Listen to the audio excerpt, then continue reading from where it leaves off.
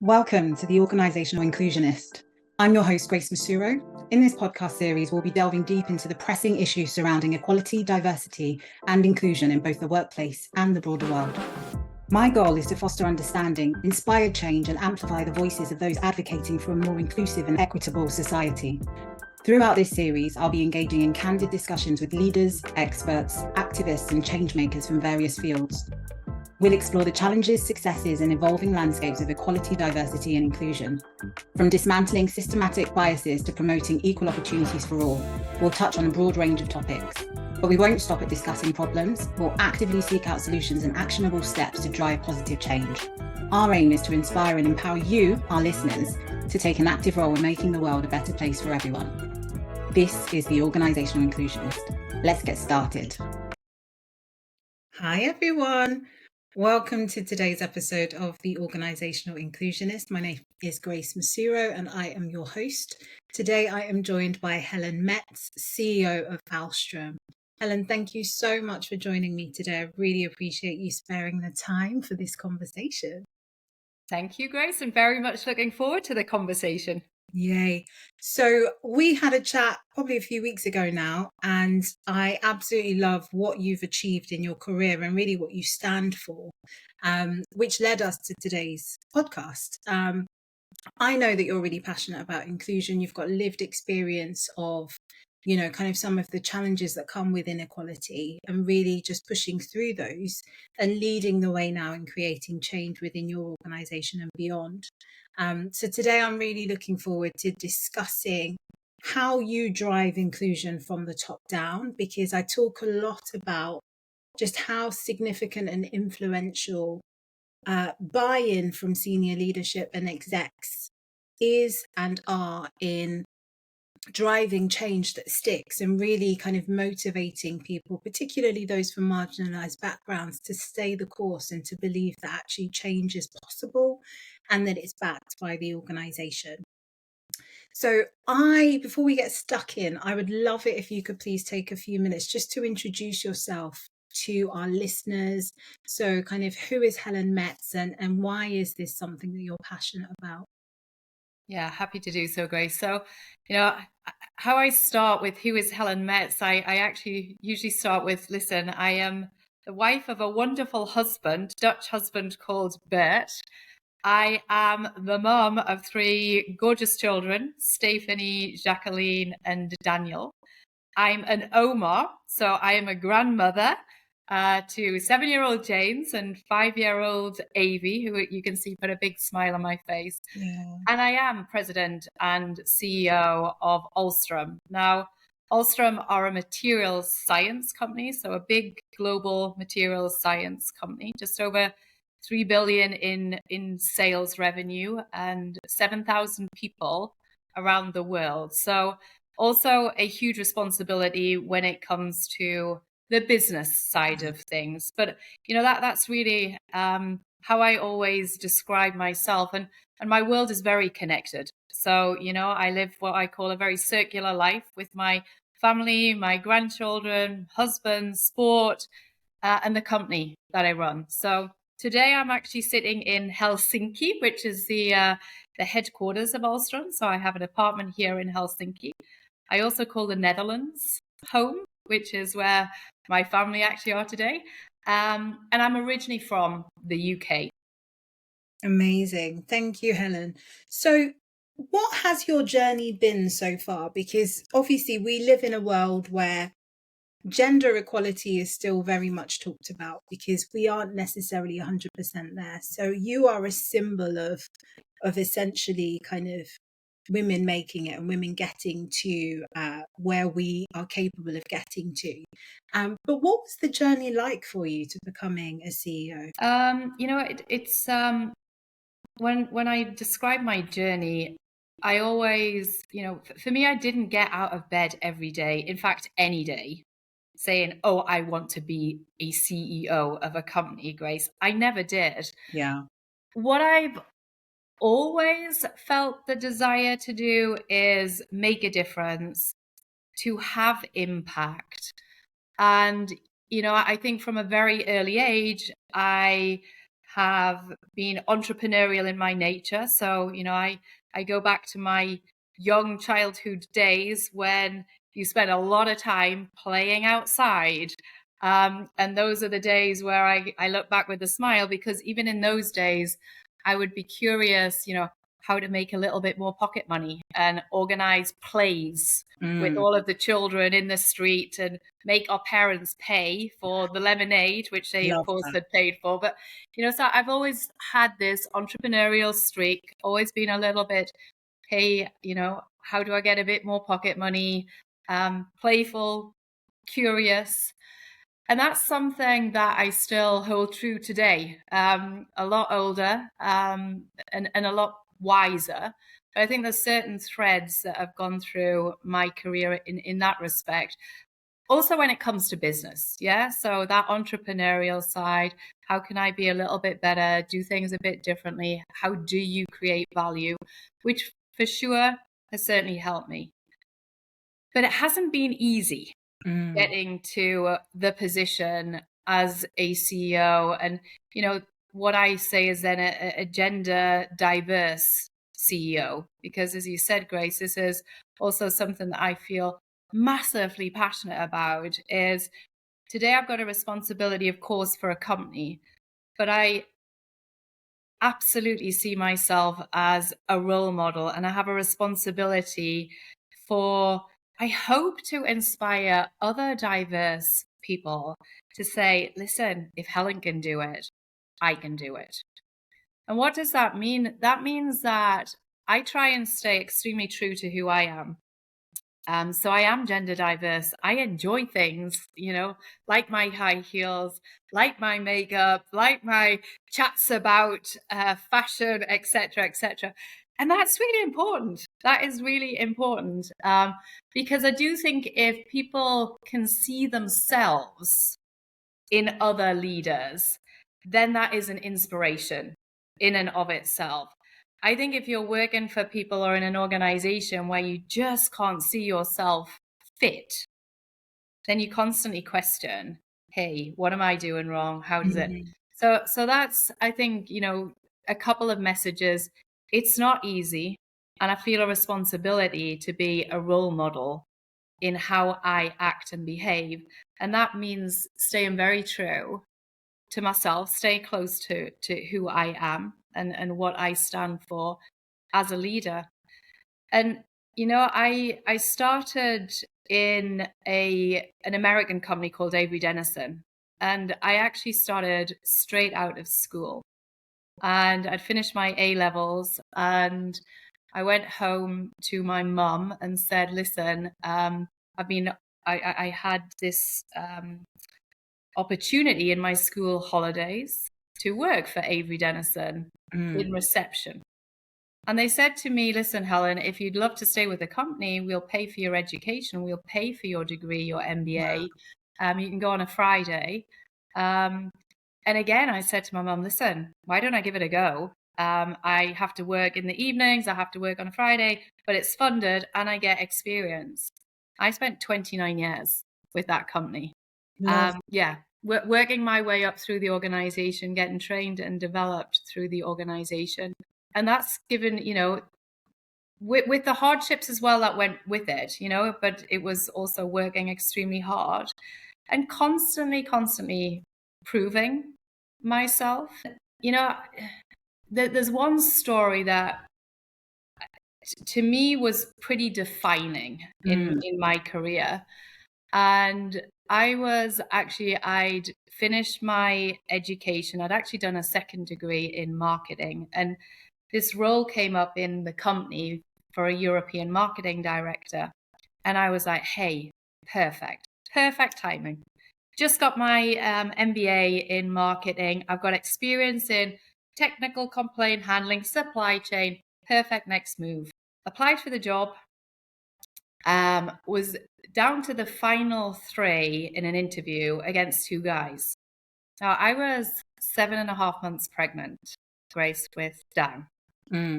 I never gave it a thought, honestly, that I was 7.5 months pregnant at all. And the day before the interviews, I got a phone call from Human Resources to say, Helen, really sorry you didn't get the job. When you come back from maternity leave, we can discuss it. And I said, listen, I haven't had the interview yet. It's tomorrow. And there was silence at the end of the phone. Yeah.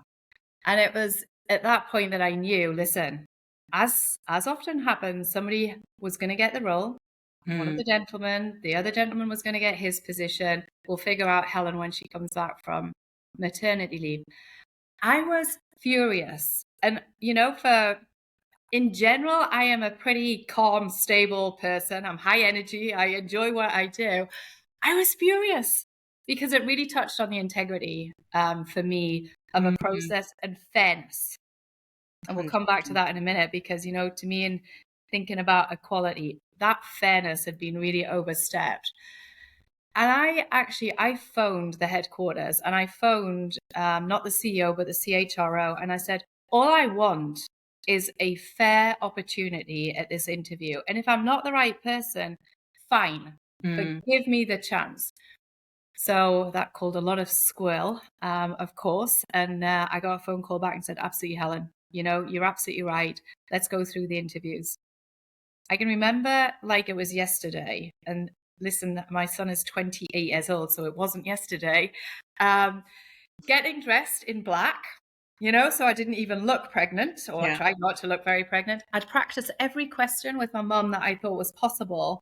And I got the job. And it taught me something really, really important. Something that you'll hear me say constantly is find your voice and make it loud. Yeah. Stand up for what you really believe in. Because I got the job and I started working for the person who eventually became the CEO of Avery Dennison. And he became one of my sponsors and mentors. And as a consequence, I think that was very helpful in getting me through certain points in my career. If I hadn't stood up, if I just said, hey, life's unfair, this is really terrible, my life could have had a very different turn in terms of career. Yeah. So just an important story, I think, when we talk about what it takes, actually. Absolutely. And I think, obviously, credit to you for speaking up because, your story, that story in particular, is so inspirational, but also I think will touch a number of women that have potentially been in similar positions, or while they've been on maternity leave, potentially overlooked, for example. I think your message as well around finding your voice and using your voice and, being loud, again, is a really powerful one, because I think as women, sometimes in the world of work, we can be told, you're too loud, or, when you speak up, you're being aggressive, or you're being emotional, or you're being sensitive, etc. But I do think you're right. I think it's important that we use the voice that we have. It's still a very interesting one as well, though, because I remember reading a while ago about the fact that Margaret Thatcher, when she first entered public life, very quickly realised that her natural pitch meant that men didn't hear her in the way that they heard each other. And it meant that she was often kind of spoken over, etc. And so she actively lowered her voice so that she would be heard. And that, I think, it's just really sad to hear, but really speaks to some of the challenges that exist, as a woman in leadership, is, having your voice heard and feeling confident enough to use your voice as well. So thank you so much for saying that, because I think, a lot of people still need to hear that. The other thing that you said that really stood out to me as well is around the fact that, you're human, you still love talking about fashion and things like that. I think that's so important as well, because, often, particularly early on in careers, when women enter the professional world, they can sometimes feel that in order to progress, they need to be more like the men. So they need to, maybe not put too much makeup on, or maybe wear trouser suits to really fit into kind of the man's world, etc. So I think hearing that from a CEO, that actually, I love talking about fashion, it's great. It just We talked about humanizes pink, it, Grace. We you talked know? about pink jackets today, yeah. And I love that. Because it feels, it probably sounds to some people like something that's so trivial, but actually there is something about being able to bring your whole self and your interests to the workplace, and sharing that it's okay to like fashion or to like, talking about certain things. So thank you for that. Um, why is, you've mentioned kind of, your journey, and that particular example that you gave of potentially where you could have been overlooked because of the fact that you were a woman, you were pregnant at the time, but you had to speak up. But outside of that experience, on a more general basis, why is, because you are, some would say you're at the top of your game now, you've done it, but why is equality, diversity and inclusion still important to you, Helen?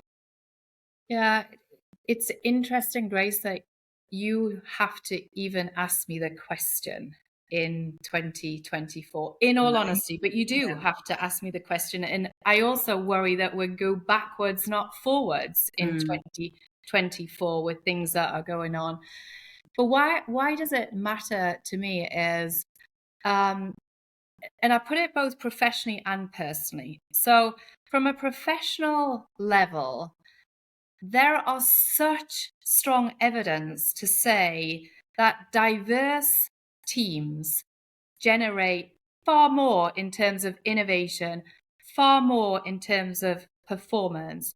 And it's diverse teams with a diverse culture that creates sustainable growth. Mm-hmm. What's the biggest issue in countries and in companies? It is growth.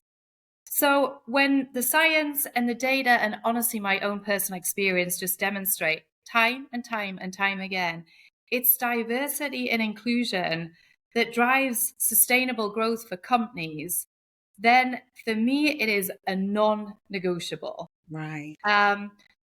You know, as a CEO, of course, I care about the financials, but I've got 7,000 people in Ahlstrom who have families. Mm. And for me, why do I get out of bed every day is actually to inspire those folks to actually know that they do an incredible job, because we've got amazing technology in Ahlstrom. So we'll have an impact in the world. And I think the more that people can be energized and motivated in the work that they do, and they come to work with pride and happiness, I think that filters for the good. But I Absolutely. also think if you've got a company that is on a sustainable growth agenda, you drive an economic value for families. Yeah. So you are driving. So for me, that is the responsibility of growth. Diversity and inclusion drives performance and sustainable growth. So why doesn't every business leader care deeply about it? Now, then on a very personal level, of course, I just think it is the right thing to do. People, why would we not feel like everyone should have an equal opportunity? And I know, that can sound like mum and apple pie, but when you put them both together, for me, it is still very surprising that in this day and age, on the agenda of businesses, that we still have to really even think about quotas and numbers, and that it's not seen as the single most important thing to be driving. But you know why I don't think it's that always top of the agenda? Because it's difficult. Mm-hmm. It is not easy. And we can talk about diversity, which in some respects is the easier part of it. If you try and drive the inclusion part of it, then I actually think it comes back to a couple of things. One of it is the culture that you create as a leader. Because if you want an inclusive culture, it means you have to work very hard on providing the environment where everybody, you said it yourself, Grace, feels like they can bring their whole self to work, feels like they can bring their whole self to the conversation. And if you have a point of view and you come from a diverse perspective and experience, then I hope it's different to my point of view, which I have a different point of view than somebody else that's sitting around the table of a different gender or nationality. You put that all on the table and it gets pretty messy and a bit more confrontational. And it is almost like it's conflict, which it's not. If you've got the right culture, that is actually really great dialogue and great conversation. But by human nature, it's also not that easy to do that. Generally you see people are often conflict avoiding. So to have a very inclusive culture, or to have an inclusive culture, I think it takes courage, it takes time, it takes a lifetime of commitment to actually do it. And that's why I think it's still very difficult for companies and for leaders to be okay with conflict, to be okay with not knowing all of the answers, to have a mess in the conversation. And that's why I think it's still on the agenda. Yeah, absolutely. And I talk about the fact that, we talk as people that work in inclusion, we talk a lot about, our ideal is a world where we don't need to talk about inclusion anymore, or our jobs don't exist. But I thought about it recently the other day, and I thought actually that world will never exist. Not because we don't necessarily want it, or because, people just are going to block it. I actually think that as the world continues to evolve and diversity continues to exist, inclusion will always be needed within organizations. It will always evolve within organizations as well. And for me personally, I think inclusion needs to be a long-term commitment. As an organization that is committed to innovation, increased profits, increased competitiveness, inclusion, without a doubt, is going to be one of the significant variables to get you there. And I actually think that for organizations, firstly, they need to get that. Secondly, they need to commit to that. And thirdly, they need to, lean into that messiness, because it will be messy. Innovation always is messy, right? But in order to get there, we need to actually say, no, we understand this is going to be a long-term fix. It's not going to be a one and done.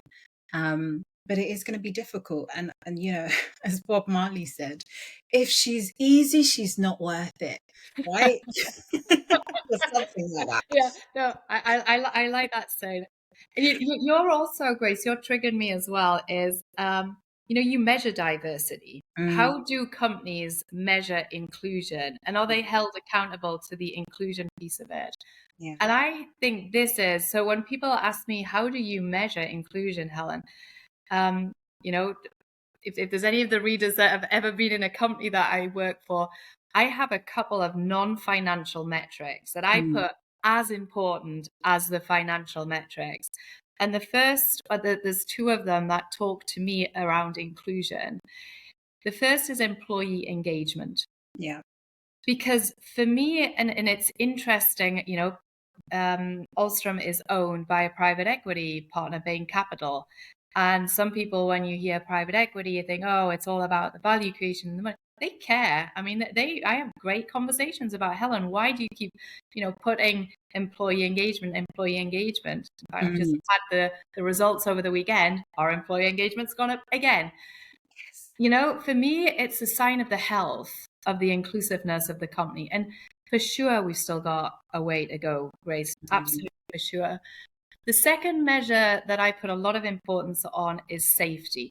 We're a manufacturing company, but I talk about safety both physically, so getting people home safely every day because they're working in operations, but also around mental safety. And that comes back to the inclusiveness piece of it. Again, if you feel okay to talk about how you're feeling, I ask people, hey, how are you feeling today? In a meeting, I will start often with going around the table. How do you feel? It's those simple things. But for me, those are really critical measures that are as important as the financials. Yeah. Because that is actually, for me, whether, it's sort of the heat map or the indicator of the culture of the company. And it's like you've absolutely said, it's a long-term journey. Absolutely. I think, there are other, you'll know this as well, obviously, other kind of measures that organizations can use to assess inclusion. But I think the two that you've just shared are so powerful, and definitely I'd agree. I think every organization has a starting point when it comes to inclusion, right? So it's about understanding, what do you mean by inclusion? Kind of what would that look and feel like within your organization? What does it look like today? So what are those things that you think, actually, if we achieve this, we would have an inclusive organization? And involving your people in that conversation as well, to really understand what inclusion looks like to them. Start with your starting point, and then set yourself, measurable goals or objectives that you're Yeah. working towards, and measure them. Measure your progress. Because I think sometimes where organizations fall down is they do that early piece of work and then other priorities take over, because business is business. But actually, if you're saying inclusion is a priority and is something that you see as a key driver of success, staying on top of your metrics and really looking at what's working well and where you need to make changes. Thank you, Helen. So obviously you lead a significant organization with a lot of people. And with that comes challenges. I always say people are the most unreliable variable in the world, right? We're all so different. We'll always do really random things. But from your perspective, what are some of the challenges that you've experienced in driving inclusion within Ahlstrom or elsewhere? Yeah. I think we both, you're an expert as well, Grace, in the field. To me, it is, as you say, it's not an easy subject to have constantly on the agenda and how you measure. And it is one of the long-term subjects rather than the short-term subjects. It's also highly personal. I mean, inclusion, for me, feeling included and what makes me feel included is different to what you feel. So it's a very, I think, personalized subject. I want to bring in here, and I don't know whether it exactly answers your question, but for me, one of the biggest challenges running any company actually is, how do you get people feeling connected to the company, connected to the work that they're doing, so that you can actually connect their, not just their minds, but their hearts. I always say, how do you connect the hearts and minds of people to your business? And so, there is more and more and more talk about purpose in companies and the purpose that drives companies. And I really genuinely believe that if you can actually really nail what your company is about, the purpose that it has in the world, and you can get people rallied around that purpose and understanding that purpose, then for me, that's a great tool to ensure that you are actually attractive to diverse candidates. And then, of course, you're working on the inclusion. So, Ahlstrom, as I said, we're material science. We are a 171-year-old family company. And we actually started our life in timber, in paper making. So you have cellulose fibers that you can overlay, that you can coat, that you can convert, that actually offers options for sustainable solutions. So for instance, the whole single-use plastic towards more sustainable solutions, i.e. paper type of solutions. That is the space that we play in. So, the purpose that we have is to purify and protect with every fiber for a sustainable world. Love and that. I am putting a huge amount of energy together with my team. And let me come back to that, because I think this is a very important point, as well as who you surround yourself with. But to make sure that people understand, it doesn't matter what role you play, whether you're getting out of bed to operate a machine that coats fibers, or you're doing the financials that says, hey, is our pricing right? You'll have an impact in the world, because the products that we make are actually addressing some of the big issues that the world has. And I think the more that you can get really strong on the purpose of your company, and help people understand then the impact that they have, that is really powerful. Now, the second thing is it can't just be my responsibility, in a company of 7,000 people. So who you surround yourself with, I think, is also a very important part of your diverse and inclusive agenda. And I put equally as much focus on not just what people do, so, their ability to drive certain things, but how they do it. And again, it's not everybody the same, because that is also non-diverse. And we tend to be attracted to people who tend to be a bit more similar to us than a bit more different. Yeah. But it's really also ensuring that that you're showing throughout the organization that you drive the what and the how. Absolutely. Thank you, Helen. What would you say you are most proud of in terms of the things that you've done over your career to further inclusion? And that could be in your current organisation or prior to that. What really stands out to you as something that, you feel you've done to further inclusion? I have to say, I feel proud that I've been recognized, a hero's role model for my work on inclusion. I got, a leading woman's award for my work on inclusion from the WBCSD, which is a very recognized sustainability organization. And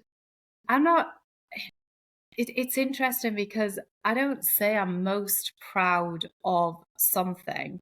What I would say makes me feel really good and gives me a huge amount of energy is if I can just inspire a few people at a time to actually keep having the courage as diverse candidates to get their voice out there, to make their difference, to feel they get their own fulfillment. And I do know that because, I have paved the way for certain people, or because I do care about inspiring people and coaching people, that I have had impact on folks. And I do know that if I called on people or moved to a company like I have in Ahlstrom, people will happily join my bus because they feel like they can get out of themselves, their whole selves being part of the team. That's what makes me proud. That's what makes me have energy and keep going. It's, the inspiration that I hope I can, show and give, even if it's one or two people through the conversations like today that you and I have. That for me is such a valuable use of my time always. Absolutely. Amazing. So I always like to end with a call to action. And I think, we, especially in my work, I'm very aware that sometimes CEOs are kind of seen but not heard from in, on the ground level, particularly doing the work to drive inclusion. So what would your call to action be for CEOs in terms of understanding and taking action in their role of leading the organization, but leading inclusive change? Yeah, my call to action is for every CEO to actually appreciate that if you're on a growth journey, if you got a growth agenda, you cannot do this without having diversity and inclusion as part of your key journey, because you're not going to be able to unlock the potential of the company and the talent, and you're not going to be able to attract people. So my call to action is to make sure it's on the agenda. And I think, my second call to action is if you don't genuinely believe that this is something that is important, then I actually don't encourage people or leaders to falsify it. Don't do it for the sake of doing it, because it doesn't help anybody either. I think having metrics and numbers around gender diversity, about diverse candidates, if you don't genuinely appreciate, understand, believe in the power of diversity and inclusion, I think that can be very counteractive. But my call to action absolutely is to keep it on the agenda, to put it on the agenda, to talk to your diverse candidates who I think would be very willing to provide guidance. And, I do want to say, I think at the heart of every leader, they want to drive the right thing for everybody, for the people and for their company. So it's difficult. It's hard. Don't give up. Absolutely. Helen, thank you so much for your time today and for the insights you shared. I think that, I know, she speaks for everyone, that you have given some gems today. And I think particularly from a CEO perspective, because, our audience, I don't, obviously you won't know every single person that listens to the podcast episodes, but I know that they're from different walks of life. And I think that hearing from your perspective is a really powerful one and will also drive change, which is what this podcast is all about, and encourage people. So yeah, thank you so much for the gems you've shared today. I've really, really appreciated having you. And yeah, look forward to just seeing more of the amazing work that you're doing in the inclusion space. Thanks, Grace. And thanks to you as well, because, you are a absolute advocate for keeping this agenda alive, for pushing the agenda. And, it is people like you that make the difference too. So thanks, Grace. And I've thoroughly enjoyed it. Thank you.